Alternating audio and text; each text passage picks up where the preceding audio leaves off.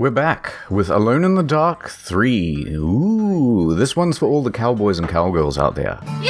July 2nd, 1925, and we're back with Edward Carnby in his San Franciscan office. I've got problems. His power has just been cut off, giving him a very convenient chance to say, I'm alone in the dark. We hear from a radio that there's been suspicious tremors all along the San Andreas Fault before Carnby gets a call for a new job. You're onto a new case? No, not really, no. Edward, I got a western that's high and dry in the desert. A film crew working on a western has gone missing. Among the missing is Emily Hartwood, the niece of Jeremy Hartwood from the franchise's first installment. The next day, July 3rd, 1925, Carnby arrives at Slaughter Gulch, determined to find Emily. Carnby is immediately met by one of Slaughter Gulch's undead residents and blows up the bridge. Hello. Don't do it! And the only way out of town. Carnby explores the town's saloons and finds some of the footage that the crew has left behind. Poking around the saloon, Carnby also learns some of the town's history. Slaughter Gulch was founded when a grave robber, Jed Stone, found a bird made of gold. Word spread of his grave-digging fortune, and prospectors from far and wide came to dig up graves. Soon, fighting and murder amongst the men became rife, and Slaughter Gulch was born. Oh, that's why they call it that. Carnby takes a fall down a trapdoor that leads to the cellar. Carnby takes a moment to look at an old-timey booby poster. Nice. Fortunately, this poster has a clue that alludes to a way out of the cellar through the whiskey barrels. After avoiding this huge-ass snake that happens to be living in one of the barrels, Carnby is able to climb his way out of the cellars and move into the Slaughter Gulch's jailhouse. In the jailhouse, Carnby fights off more zombie cowboys through fisticuffs and giving the zombies wood alcohol that gets them absolutely blasted. I don't feel so good. And apparently releases their first sonar. Yeah. Carnby is able to fight his way out through the jailhouse and onto the roof, where he's soon involved in another zombie cowboy-related shooting. Using a stick of dynamite, Carnby is able to blow himself a path that allows people to jump neighboring building.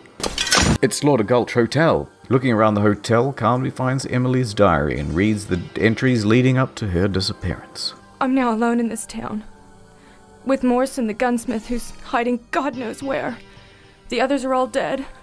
I don't have any hope. Carnby finds an Indian amulet and a war stick, fighting his way through the hotel. Bye, have a great time. Killing more zombies and whatever this two-headed thing is supposed to be. What the hell is even Carnby comes across a picture that looks familiar. The picture is of One-Eyed Jack and Elizabeth and their gang. Bad boys. While making his way through the hotel, Carnby falls through yet another hole in the ground. Carnby now finds himself underground. He's apparently dropped so far that there's lava flowing in this area. After hopping from stone pillar to stone pillar, Carnby finds use for that Indian amulet, as it summons an Indian spirit to help him across the last pillar and get out from underground. Carnby now finds himself in the town's mansion. In the mansion, Carnby stumbles across Morrison. Don't shoot! I'm Morrison, a friend of Emily's. Morrison is immediately killed by a zombie, boo, while Carnby shoots out a window, allowing him to escape. Carnby lands in the cemetery, and would you look at that, the war stick comes in handy.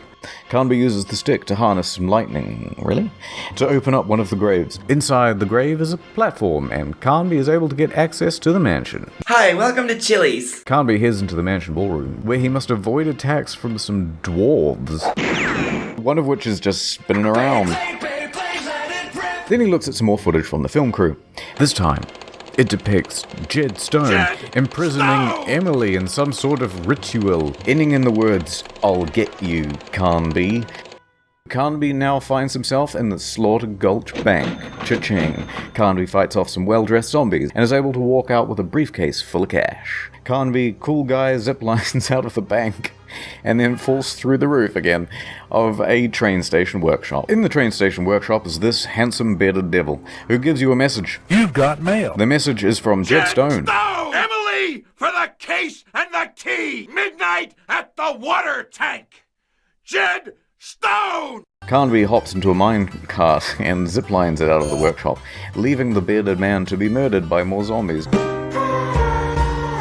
The minecart stops at the barn, where Carnby finds the key to the suitcase. Carnby is attacked by more cowboy zombies, so he heads out and blows up the entire train station. This guy is just a fucking wrecking ball.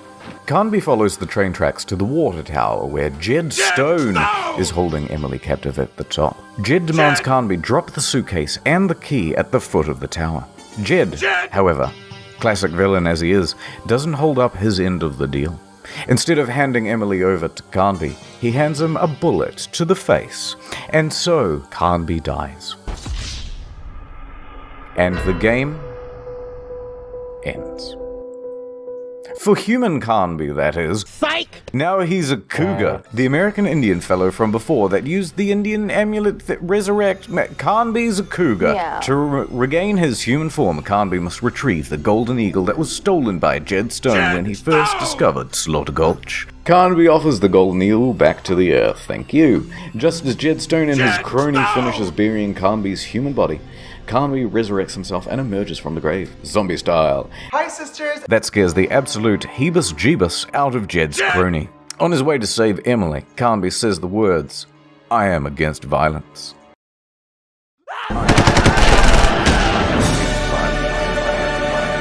Carnby then takes the cowboy outfit from a zombie in this weird Freaky Friday type sequence, and then atop the water tower, Carnby falls down yet again into another trapdoor. Is that it? Carnby finds himself underground yet again, maneuvering a series of fights and puzzles, one of which requires Carnby to drink a shrinking potion and fight a spider. Carnby comes across a passage in a book that alludes to Jed Stone's mum being the one and only Elizabeth Jarrett, the creepy voodoo lady from Alone in the Dark 2. Oh my god. Carnby finds his way to Emily imprisoned in some sort of ancient spire. By using a crucible, Carnby frees Emily, who promptly faints. He needs some milk! But Carnby doesn't have any milk. So the next best thing is this bottle of ammonia. This wakes Emily right the fuck up. Carnby and Emily attempt to escape and find themselves by an ancient American Indian eagle Yeah, that one. Jed Stone dons some sort of 1920s cyborg armor and chases Carnby and Emily Wild Wild West style. Jed Stone corners Carnby up against a water tank using a rubber glove and a knife. Carnby cuts loose some wires and lets the water run from the tank. With the help of the eagle spirit embodying the statue, Jed is tricked into walking onto the wires in the water, and he is electrocuted to death. Emily finds an old steam train, and together, Carnby and Emily bust out of that cave with enough power and gusto for the train to make the jump between two cliffs. Make it! This is the greatest thrill of my life! Carnby and Emily make it out alive from Slaughter Gulch. We see the sunset silhouette of the Indian with the eagle upon his arm, and all is right with the world as the eagle takes flight, and the story ends.